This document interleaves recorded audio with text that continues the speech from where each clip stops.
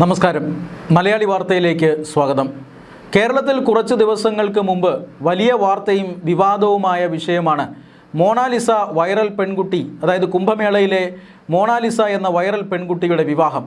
കേരളത്തിൽ വച്ചിട്ടാണ് വിവാഹം നടന്നത്. ഫർമാൻ എന്ന് പറയുന്ന മുഹമ്മദ് ഫർമാൻ എന്ന് പറയുന്ന ഒരു മുസ്ലിം യുവാവാണ് ഈ പെൺകുട്ടിയെ വിവാഹം കഴിച്ചത്. ആ പെൺകുട്ടിയെ സ്വന്തം നാട്ടിൽ നിന്ന് തട്ടിക്കൊണ്ടുവരുന്നു. കേരളത്തിൽ വന്ന് കേരളത്തിലെ ഭരണവുമായി ബന്ധപ്പെട്ട അധികൃതരുടെ സഹായത്തോടു കൂടി, അതായത് കേരളത്തിലെ ഭരണകക്ഷിയുടെ സംസ്ഥാന സെക്രട്ടറി, അന്നത്തെ ഒരു മന്ത്രിയായിട്ടുള്ള വി ശിവൻകുട്ടി, രാജ്യസഭാ MP ആയ A റഹീം എന്നിവരുടെയൊക്കെ സാന്നിധ്യത്തിൽ തിരുവനന്തപുരത്തെ ഒരു ക്ഷേത്രത്തിൽ വെച്ചിട്ടാണ് ഇങ്ങനെ ഒരു മുസ്ലിം യുവാവും ഹിന്ദു പെൺകുട്ടിയും തമ്മിലുള്ള വിവാഹം നടന്നത്. ഇത് ലവ് ജിഹാദാണെന്നും രക്ഷിതാക്കളിൽ നിന്നും പെൺകുട്ടിയെ തട്ടിക്കൊണ്ടു വന്നതാണെന്നും ഫർമാന് വിദേശ ബന്ധങ്ങളുണ്ട് എന്നുമൊക്കെയുള്ള വാർത്തകൾ അന്ന് പുറത്തു വന്നിരുന്നു. അതേസമയം തന്നെ സംസ്ഥാന സർക്കാർ വിദ്യാഭ്യാസ മന്ത്രിയുടെയും അതുപോലെ തന്നെ MV ഗോവിന്ദൻ്റെയും ഒക്കെ നേതൃത്വത്തിൽ ഈ വിവാഹത്തിന് പ്രത്യേക താല്പര്യമെടുക്കുന്നു. തെരഞ്ഞെടുപ്പിന് തൊട്ട് മുമ്പാണ് ഈ വിവാഹം നടന്നത്. ചില രാഷ്ട്രീയ കാര്യങ്ങൾ കൂടി അതിലുള്ളത് കൊണ്ട് തന്നെ സംസ്ഥാന സർക്കാരും CPM എല്ലാം ഇതിൽ വലിയ താല്പര്യം കാണിക്കുകയും ചെയ്തു. അതിൻ്റെ പ്രയോജനം ചിലയിടങ്ങളിൽ അവർക്ക് ലഭിക്കുകയും ചെയ്തു തെരഞ്ഞെടുപ്പിൽ എന്നാണ് വ്യക്തമാകുന്നത്. എന്തായാലും ഈ വിവാഹം വിവാദമാകുന്നത് ഈ പെൺകുട്ടിയുടെ മാതാപിതാക്കൾ മധ്യപ്രദേശിൽ വെച്ചിട്ട് ഈ പെൺകുട്ടിക്ക് പ്രായപൂർത്തിയായിട്ടില്ല എന്ന വിവരം പുറത്തുവിടുമ്പോഴാണ്. അങ്ങനെ ഒരു പരാതിയാണ് മധ്യപ്രദേശിലെ ഒരു പോലീസ് സ്റ്റേഷനിൽ ഈ പെൺകുട്ടിയുടെ മാതാപിതാക്കൾ നൽകിയത്. തങ്ങളുടെ പെൺകുട്ടിയെ തട്ടിക്കൊണ്ടുപോവുകയായിരുന്നു ഫർമാനെന്നും പെൺകുട്ടിക്ക് പ്രായപൂർത്തിയായിട്ടില്ലെന്നും അതുകൊണ്ട് തന്നെ വിവാഹം അസാധുവാക്കണമെന്നും ആവശ്യപ്പെട്ടുകൊണ്ട് മധ്യപ്രദേശ് പോലീസിൽ പരാതി ലഭിച്ചപ്പോഴാണ് ഈ വിവാഹത്തിന് മുൻകൈയെടുത്ത CPM നേതാക്കളടക്കം പരുങ്ങലിലായത്. അതായത് അവർ ഒരു പോക്സോ കേസിൽ പ്രതിയായിരിക്കുന്നു. പ്രായപൂർത്തിയാകാത്ത ഒരു പെൺകുട്ടിയുടെ വിവാഹത്തിന് കൂട്ടുനിന്നിരിക്കുന്നു. ക്ഷേത്ര അധികൃതരടക്കം ജയിലിൽ പോകുമെന്ന ഒരവസ്ഥാവിശേഷം ഉണ്ടാകുന്നു. പക്ഷേ ഈ പെൺകുട്ടിയെയും അതുപോലെ തന്നെ ഈ യുവാവിനെയും സംരക്ഷിക്കാൻ കേരളത്തിൽ ആളുകളുണ്ടായിരുന്നു. അതുകൊണ്ട് തന്നെ മധ്യപ്രദേശ് പോലീസ് ദിവസങ്ങളോളം ഇവിടെ ക്യാമ്പ് ചെയ്തിട്ടും ഇവരെ അറസ്റ്റ് ചെയ്യാൻ സാധിച്ചില്ല. ഈ പെൺകുട്ടിയെയും അതുപോലെ തന്നെ യുവാവിനെയും സംരക്ഷിക്കുന്നവർ എത്രയും വേഗം അതിൽ നിന്ന് പിന്മാറണമെന്നും ഇവരെ രണ്ടുപേരെയും മധ്യപ്രദേശ് പോലീസിന് കൈമാറണമെന്നുമൊക്കെ മധ്യപ്രദേശ് പോലീസ് കേരളത്തിൽ വന്ന് അപേക്ഷിച്ചിരുന്നു. പക്ഷേ ചില രാഷ്ട്രീയ സ്വാധീനങ്ങൾ കാരണം അവർ മധ്യപ്രദേശ് പോലീസിന് കീഴടങ്ങിയില്ല. മാത്രമല്ല അവർ ഇതിൽ ചില നിയമ സഹായങ്ങളൊക്കെ നേടുകയും ചെയ്തു. ഹൈക്കോടതിയെ അഭയം പ്രാപിക്കുന്നു. അതിനുശേഷം അറസ്റ്റ് ചെയ്യുന്നത് ഒഴിവാക്കണം എന്ന് ഹൈക്കോടതിയോട് പറയുന്നു. ഹൈക്കോടതി എന്തോ ചില കാര്യങ്ങളൊക്കെ നോക്കിയതിന് ശേഷം 1 മാസത്തേക്ക് അറസ്റ്റ് ചെയ്യുന്നതിന് വിലക്ക് പ്രഖ്യാപിക്കുകയാണ് ചെയ്തത്. അതായത് ഈ കേസുമായി ബന്ധപ്പെട്ട പരാതി മധ്യപ്രദേശിലാണുള്ളത്. എന്തെങ്കിലും തരത്തിലുള്ള പരാതികൾ നൽകണമെങ്കിൽ അല്ലെങ്കിൽ ഹർജികൾ നൽകണമെങ്കിൽ അതിൻ്റെ അധികാരം മധ്യപ്രദേശ് ഹൈക്കോടതിക്കാണ് നൽകേണ്ടത്. പക്ഷേ അല്ലെങ്കിൽ മധ്യപ്രദേശിലെ ഏതെങ്കിലും മറ്റു കോടതികളിലാണ് നൽകേണ്ടത്. കേരള ഹൈക്കോടതിക്ക് അതിന് അധികാരമില്ല. എങ്കിലും അറസ്റ്റ് ചെയ്യുന്നതിന് 1 മാസത്തെ സാവകാശം നൽകി.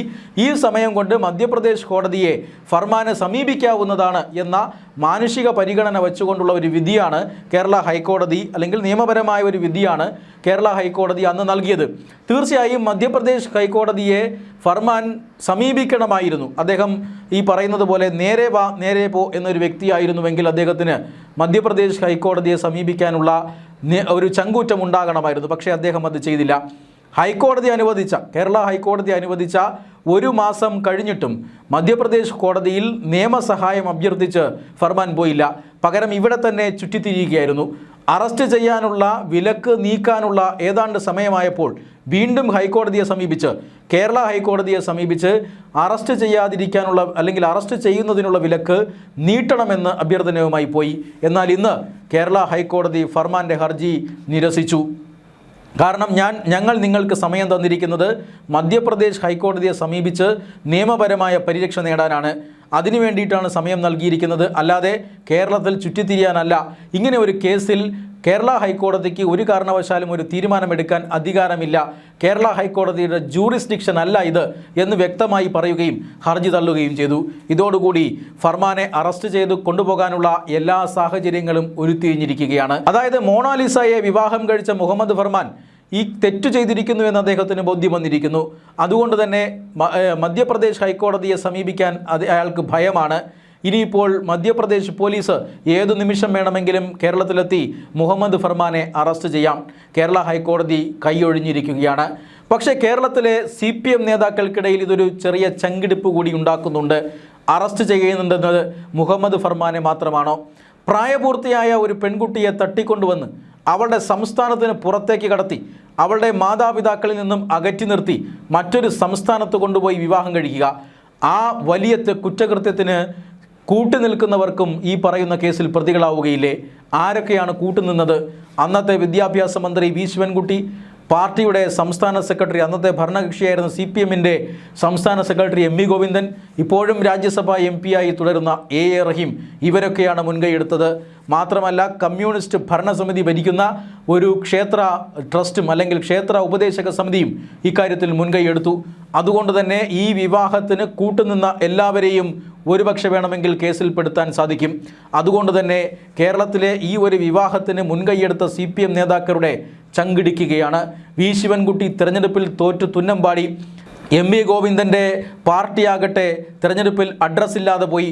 മൂന്നാം പിണറായി വിജയൻ സർക്കാർ എന്ന തുടർഭരണം നേരിട്ട് തെരഞ്ഞെടുപ്പ് പ്രചരണത്തിനിറങ്ങിയ പാർട്ടിക്ക് അധികാരം നഷ്ടപ്പെട്ടു എന്ന് മാത്രമല്ല, വലിയ തിരിച്ചടിയുണ്ടായി. ഇങ്ങനെ നിൽക്കുന്ന സാഹചര്യത്തിൽ അന്ന് നടത്തിയ വിവാഹം കൂടി CPM-നെ തിരിഞ്ഞുകൊത്തുമോ എന്ന ഭയം ഇപ്പോൾ CPM നേതാക്കൾക്കുണ്ട്.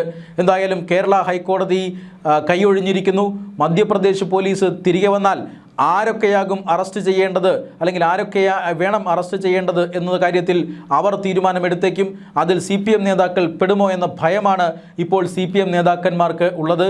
അവർ ഒരുപക്ഷെ അറസ്റ്റ് ചെയ്യപ്പെടാതിരിക്കാൻ കോടതിയെ സമീപിക്കുമോ എന്നറിയില്ല. എന്തായാലും ഈ വിവാഹം വീണ്ടും വിവാദങ്ങളിലേക്ക് വരികയാണ്.